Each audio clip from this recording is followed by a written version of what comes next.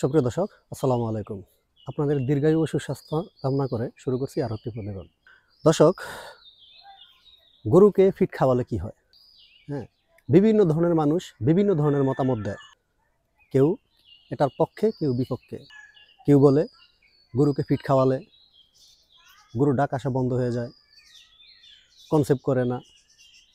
হ্যাঁ, গরুর শরীরে বিভিন্ন প্রতিবন্ধকতা সৃষ্টি হয়, গরুর ম্যাস্টাইটিস হয়, আরও অনেক কিচ্ছা কাহিনী ইত্যাদি ইত্যাদি। আবার কিছু মানুষ আছে ফিড ব্যবহার করে। আমিও ফিড ব্যবহার করি, গরুকে ফিড খাওয়াই। আমার খামারের জন্মলগ্ন থেকে শুরু করে আমি গরুকে ফিড খাওয়াই। আজ পর্যন্ত আমার মনে হয় না যে ফিড খাওয়ানোর উছিলায় গরুর কোনো ধরনের সমস্যা সৃষ্টি হয়েছে। দর্শক, এই ফিড নিয়ে আজকে আপনাদের সামনে আমি কিছু কথা বলবো এবং আমার বাস্তব জীবনের অভিজ্ঞতা আপনাদের কাছে তুলে ধরার চেষ্টা করব। এই ফিড কি আসলেই গরুকে খাওয়ালে ক্ষতি হয় না ক্ষতি হয় না, এই বিষয়টা আজকের ভিডিওর মাধ্যমে আপনারা বুঝতে পারবেন। আমি আশা করি পুরো ভিডিওটি না টেনে আপনারা দেখবেন। দর্শক দেখেন, বাজারে বিভিন্ন ধরনের ফিড আছে, বিভিন্ন ধরনের ফিড।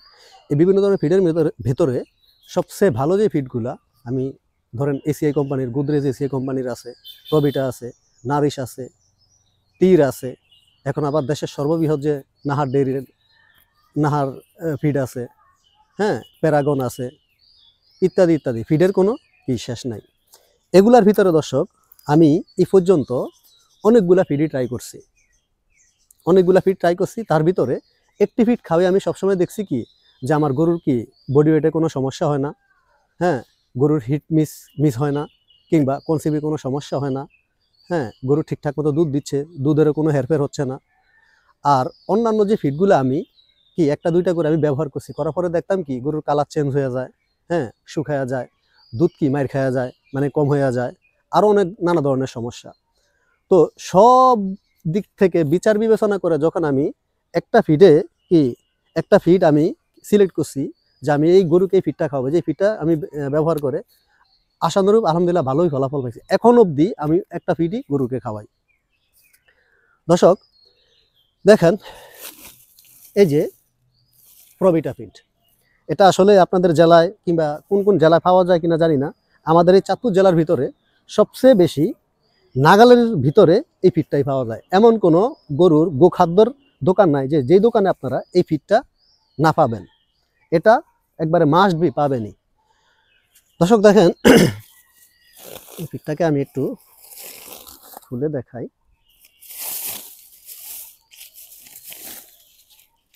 দেখেন,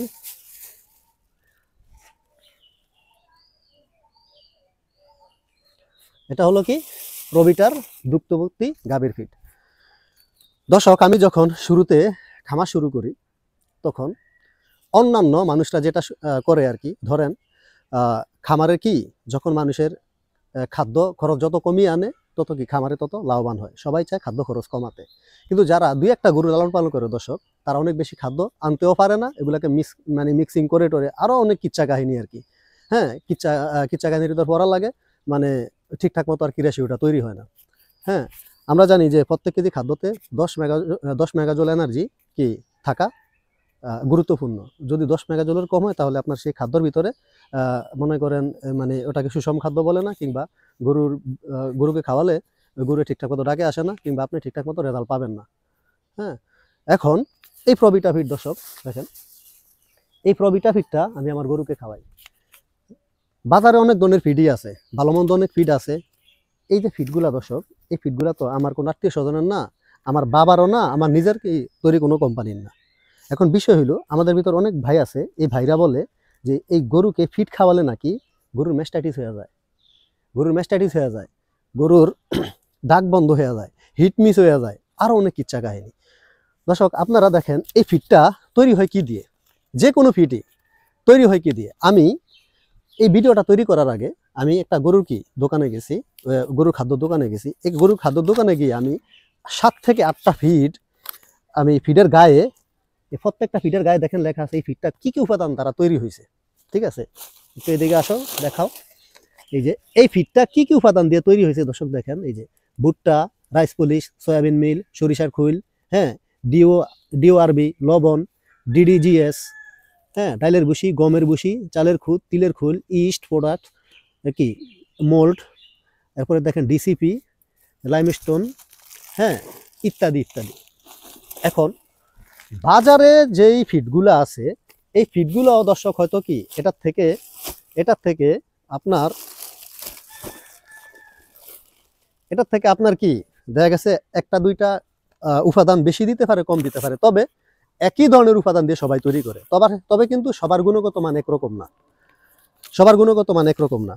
দর্শক, আপনাদের সামনে আমি যারা বলে যে ফিড নাকি খাওয়ালে গরুর ক্ষতি হয়, দর্শক এই ফিডটা আমি একটু দেখেন ভোলের ভিতরে নেই এবং নিয়ে আপনাদেরকে দেখাই। হ্যাঁ, এই যে ভোলের ভিতরে নিয়ে দেখাই। এবার পজ দাও, মানে বন্ধ করে। দর্শক, এই ফিডগুলোর মাঝে আমি একটু পানি দিয়ে দিলাম এবং কেন পানি দিলাম দর্শক, এই ফিডের ভিতরে হ্যাঁ ওরা কি দেয়, নিচে আমরা কি পাই, এই জিনিসটা আপনাদেরকে দেখাবো। দর্শক, তার আগে আপনাদেরকে আরেকটা কথা বলি। দেখেন, দেশের সর্ববৃহৎ ডেইরি ফার্ম চিটাগাং সন্দ্বীপের নাহার ডেইরি, ওরা এখন কি ফিডও তৈরি করে। আমি ওই ফার্মে নিজে গেছি। ওরা এমন না তো যে ফিড বাইরের মানুষের জন্য তৈরি করে আর নিজের ফার্মের জন্য কি আলাদা রেশিও তৈরি করে খাওয়ায় না। দর্শক, যে ফিডটা ওরা তৈরি করে এই ফিডটা ওদের এক শেডের ভিতরে ১,৫০০ গরু, মানে বিশাল অবস্থা। আরও ফার্ম আছে ওদের। এখন এই একই ফিড ওরা ওদের গরুকেও খাওয়ায়, প্লাস বাইরেও সাপ্লাই করে, হ্যাঁ, বাইরেও বাজারজাত করে। তাহলে ওদের কি কোনো সমস্যা হয় না? এত বড় একটা ফার্ম। দর্শক, যে কোনো ফিডই যখন দেখা গেছে কোনো একটা কোম্পানি ফিড বানাইলো, এটার সাথে সাথে বাজারজাত করতে পারে না। এটার ভিতরে অনেক প্রতিবন্ধকতা আছে। হ্যাঁ, তার ভিতরে আপনি দেখেন, এই যে এই একটা ফিড তৈরি করার পরে যখন আপনার এটার গুণগত মান, কোয়ালিটি, হ্যাঁ, আপনার ল্যাব টেস্টের মাধ্যমে আপনার কি বাংলাদেশের সরকার অনুমোদন দেয়। তারপরে এটা ল্যাব টেস্টের মাধ্যমে যদি প্রমাণ হয় যে হ্যাঁ প্রত্যেক কেজিতে 10 মেগাজোল শক্তি আছে, হ্যাঁ, কিংবা এই খাদ্যতে কোনো সমস্যা নাই, কিংবা গরুর কোনো ধরনের সমস্যা হবে না, তো সেক্ষেত্রে তারা অনুমোদন দেয় যে বাহিরে বাজারজাত করতে পারবে, এছাড়া পারবে না। এখন দর্শক, এই ফিডগুলা, আমার কথা হলো, এই ফিডগুলা যদি গরুর শরীরের জন্য এতই অপকারী হইতো, এতই ক্ষতি হইতো, তাহলে কি এই যে এই কোম্পানিগুলা এই ফিড তৈরি করতো, কিংবা এত হাজার হাজার কোটি টাকা খরচ করে এই যে কোম্পানি দেয়, কিংবা এই যে ফিডগুলা তৈরি করে, হ্যাঁ, আমাদের কি রাষ্ট্রীয়ভাবে কি কোনো ধরনের অ্যাকশন নেওয়া হইতো না ওদের বিরুদ্ধে? অবশ্যই হইতো। দর্শক, সবচেয়ে বড় কথা কি জানেন, এই ফিডও কি আমরা বাইরে থেকে যে খাদ্যগুলা, গম, ভুসি, ভুট্টা, সয়ামিল, তিলের খোল, ঠিক আছে, ডাইলের ভুসি, রাইস পলিশ, যেভাবে আমরা তৈরি করি ওরাও এইভাবে তৈরি করে। তবে আমি যখন দর্শক এই খাদ্য তৈরি করতাম, তখন আমি দেখতাম কি যে আমার খাদ্যর ভিতরে আমি যদি ঠিকঠাক মতো মাপ দিয়েও খাদ্য দিতাম, তাহলে হয়তো গরু শুকিয়ে যেত। প্রথম আমি অনেক ধরনের সমস্যায় পড়ছি দর্শক। হ্যাঁ, কিন্তু যখন আমি এই ফিডটা আমি আমার গরুকে খাওয়ানো শুরু করছি, তখন আমার গরুকে আল্লাহর রহমতে ঠিকঠাক মতো 3 থেকে 4 মাসের ভিতরে, 5 মাসের ভিতরে ডাকে চলে আসতো, ঠিক আছে, আবার কি কনসিভও করতো। এখন অবধি আমি এই পুরোপুরি এই প্রবিটা ফিডটার উপরে আমি আস্থাশীল। দর্শক, যাবার আগে একটা কথাই বলবো, দেখেন যে এই ফিডের সাথে এই কোম্পানি কারোর সাথে আমি অনেক সুনুপুটি, খুবই ক্ষুদ্র একজন মানুষ, তাদের সাথে আমার কোনো ধরনের সম্পর্ক নাই। হ্যাঁ, তাদের সাথে আমার কোনো সম্পর্ক নাই। আমি শুধু আপনাদেরকে একটা কথাই বলতেছি যে অনেকে যারা বলে যে ফিড খাওয়ালে গরুর সমস্যা হয়, এটার সাথে দর্শক দেখেন, এটা যাতে করে আরো বাইরে মানে ব্যাকটেরিয়া না ধরিয়া যায়, হ্যাঁ, 2 মাসের ভিতর খাদ্যটা মনে করেন ঠিকঠাক মানে থাকে, গুণগত মান থাকে, এই জন্য মনে করেন এটার ভিতরে বিভিন্ন ধরনের আপনার কি সামান্য ওই যে হয়তো মেডিসিন ওরা মিশায়, কিন্তু আমার মনে হয় না যে এটা গরুর কোনো ধরনের সমস্যা হয়।